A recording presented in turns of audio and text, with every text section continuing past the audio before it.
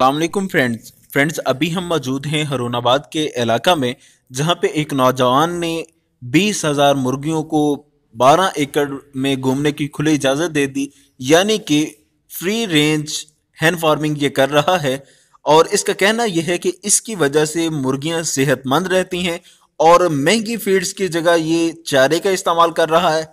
तो बहुत ही कम इन्वेस्टमेंट से ये मुर्गियां तैयार कर रहा है और अच्छा खासा मुनाफा कमा रहा है। कितना मुनाफा कमा रहा है तो आइए जानते हैं आज की इस वीडियो में।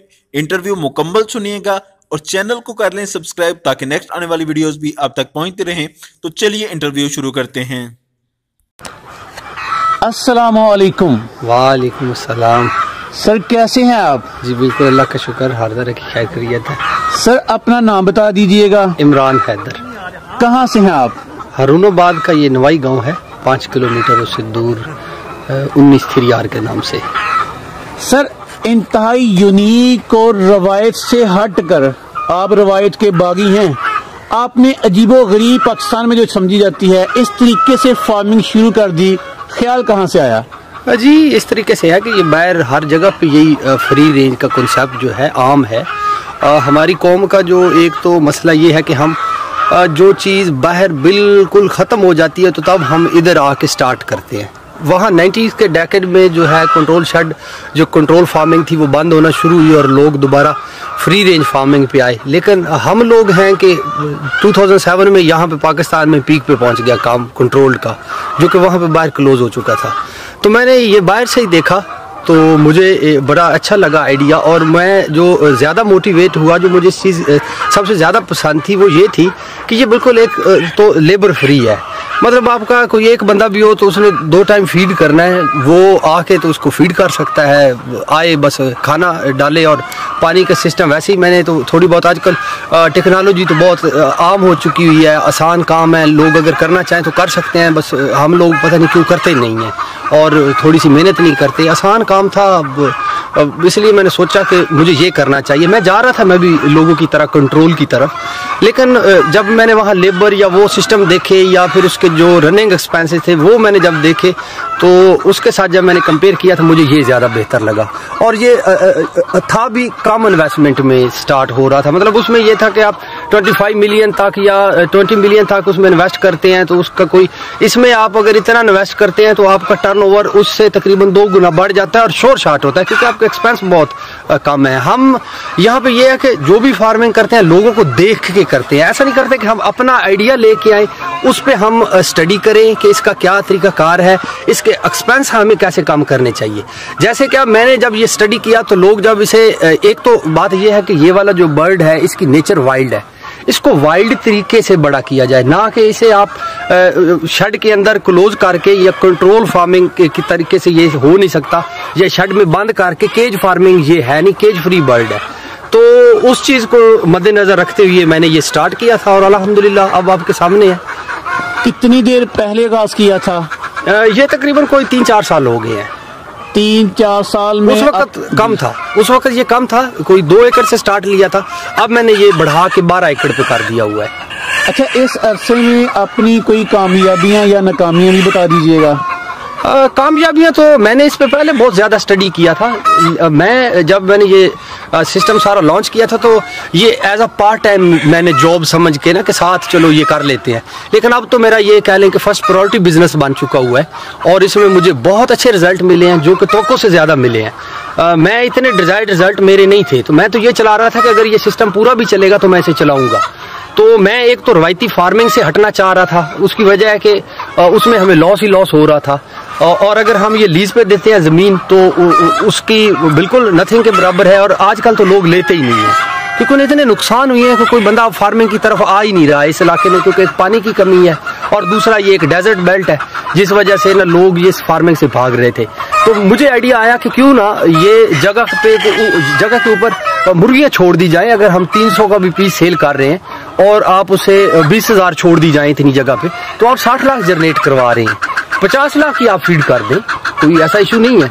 अगर आप उसके ऊपर 50 लाख की फीड भी कर देते हैं तो फिर भी आप 10 लाख कमा रहे हैं, जबकि आप अगर इसे लीज पे देते हैं तो आप 4 लाख रुपए कमा रहे हैं। बस ये सोच के मैंने जो स्टार्ट कर दिया, और अल्लाह का शुक्र है कि बहुत अच्छे रिजल्ट मिले हैं मुझे इसमें। अमूमन ये कॉन्सेप्ट पाया जाता है कि अगर कोई न्यू काम करना है तो छोटे से आगाज किया जाए। आपने डायरेक्ट 20,000 मुर्गियां डालनी, इसकी क्या वजह? मेरा थोड़ा सा प्लान बड़ा था, क्योंकि मैं नेक्स्ट जो है 1 लाख बर्ड पे जाना चाह रहा था। मेरी प्लानिंग ये थी, जब आपकी प्लानिंग बड़ी हो या आपके ऑब्जेक्टिव या आपका क्या कह रहे ड्रीम बड़े हो, तो उसके लिए उस हिसाब से प्लानिंग करनी पड़ती है।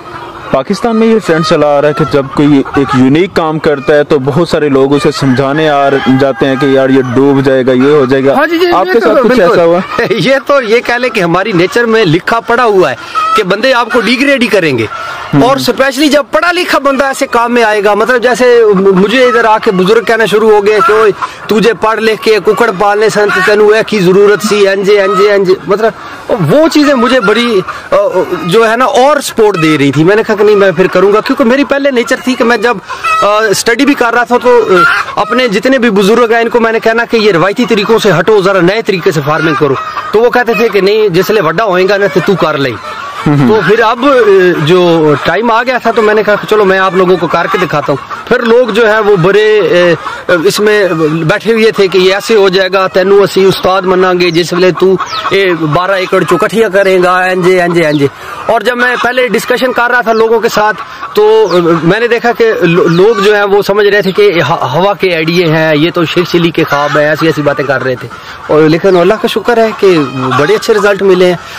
मतलब हम अगर मेहनत करें और उस काम को उस तरीके से करें जो उस होना चाहिए उस तरीके से, ऐसा हम नहीं करते।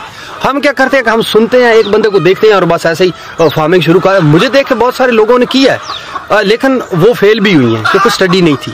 बस देख के कर देना तो नहीं ना होता, सारी चीजें इनके इन आउट आपको पता होने चाहिए, फिर वो बिजनेस जो है वो। ऐसे बताइएगा कि रवायती फार्मिंग में ऐसी क्या कबाहतें हैं जिसकी वजह से आप जिद्दत पसंदी की तरफ आए?